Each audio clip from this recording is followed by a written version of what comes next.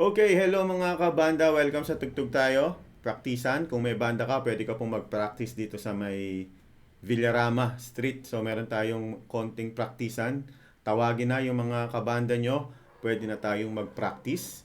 200 pesos lang per hour. Kayang-kaya. Apat pa kayo, 50 pesos lang ang bawat isa. Practice na. Okay? So, for this video, cover tayo ng beer. Kung gusto niyo ng tablature nito, kopya, i-PM nyo ako. Sisend ko sa inyo sa Messenger. PDF. Ito na. So, practice na tayo. Let's go.